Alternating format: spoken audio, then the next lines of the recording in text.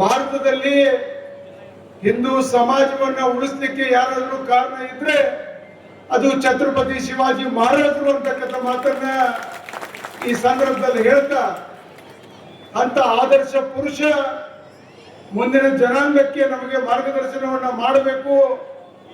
ಮುಂದಿನ ಯುವಕರು ಛತ್ರಪತಿ ಶಿವಾಜಿ ಮಹಾರಾಜರ ಆದರ್ಶವನ್ನ ಮುಂದಿಟ್ಟುಕೊಂಡು ಜೀವನವನ್ನ ಮಾಡಬೇಕು ಅಂತಕ್ಕಂಥ ಹಿನ್ನೆಲೆಯಲ್ಲಿ ಇಂಥ ಮಹಾನ್ ನಾಯಕರ ಪೂರ್ಣಾಕೃತಿಯ ಪುತ್ಥಳಿ ಇವತ್ತು ಲೋಕಾರ್ಪಣೆಗೊಂಡಿದೆ.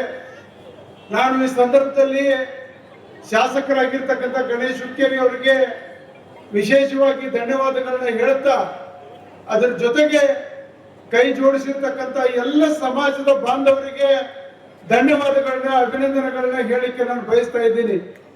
ಬಂಧುಗಳೇ, ಶಿವಾಜಿ ಮಹಾರಾಜರ ಇತಿಹಾಸ ಬರೀ ಮರಾಠ ಸಮಾಜಕ್ಕೆ ಅಷ್ಟೇ ಅಲ್ಲ, ಭಾರತ ದೇಶದಲ್ಲಿ ಇರ್ತಕ್ಕಂಥ ಹಿಂದೂ ಸಮಾಜದ ಎಲ್ಲ ಜನರಿಗೆ ಶಿವಾಜಿ ಮಹಾರಾಜರು ಆದರ್ಶ ಅಂತಕ್ಕಂಥ ಮಾತನ್ನ ಹೇಳಿಕೆ ನಾನು ಬಯಸ್ತಾ ಇದ್ದೀನಿ.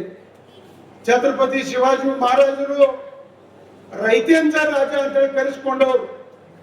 ಅವರ ಜೀವನದಲ್ಲಿ ಹೆಣ್ಣು ಮಕ್ಕಳಿಗೆ ಅತ್ಯಂತ ಗೌರವವನ್ನು ಕೊಟ್ಟವರು ಛತ್ರಪತಿ ಶಿವಾಜಿ ಮಹಾರಾಜರು ಅಂತಕ್ಕಂಥ ಮಾತನ್ನ ಈ ಸಂದರ್ಭದಲ್ಲಿ ಹೇಳ್ತಾ, ಬೆಳವಡಿಯ ಮಲ್ಲಮ್ಮನನ್ನ ನನ್ನ ಸಹೋದರಿ ಅಂತ ಕರೆದವರು ಛತ್ರಪತಿ ಶಿವಾಜಿ ಮಹಾರಾಜರು ಅಂತಕ್ಕಂಥ ಮಾತನ್ನ ಈ ಸಂದರ್ಭದಲ್ಲಿ ಹೇಳ್ತಾ, ವಿಶೇಷವಾಗಿ ಇವತ್ತು ಶ್ರೀಶೈಲದ ಜಗದ್ಗುರುಗಳು ವೇದಿಕೆಯ ಮೇಲೆ ಇರೋದು ಬಹಳ ವಿಶೇಷ. ಯಾಕಂದ್ರೆ ಈ ಯುದ್ಧಗಳಿಂದ ಬೇಸಂತ ಛತ್ರಪತಿ ಶಿವಾಜಿ ಮಹಾರಾಜರು ತಮ್ಮ ಜೀವನದಲ್ಲಿ ಶ್ರೀಶೈಲಕ್ಕೆ ಭೇಟಿ ಕೊಡ್ತಾರೆ.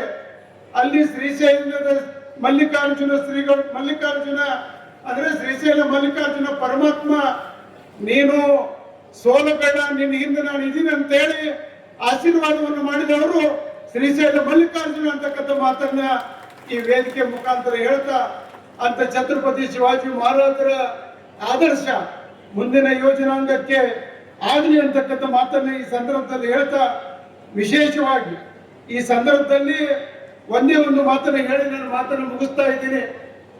ಭಾರತ ದೇಶದಲ್ಲಿ ಇರ್ತಕ್ಕಂಥ ಛತ್ರಪತಿ ಶಿವಾಜಿ ಮಹಾರಾಜರ ಬಗ್ಗೆ ನಮಗೆ ಎಷ್ಟು ಗೌರವ ಇದೆಯೋ, ವಿದೇಶದಲ್ಲಿರ್ತಕ್ಕಂಥ ಅನೇಕ ಜನರಿಗೂ ಸಹಿತ ಆದರ್ಶ ಛತ್ರಪತಿ ಶಿವಾಜಿ ಮಹಾರಾಜರು.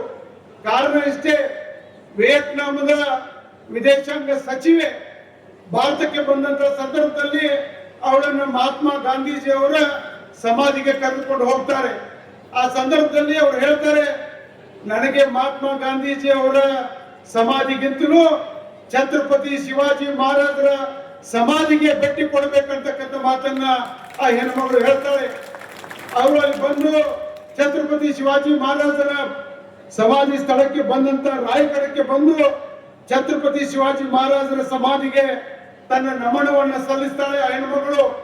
ಅವಳ ಹೆಸರು ನ್ಯೂಗೆನ್ ತಿನ್ ಬಿನ್ಹ ಅಂತ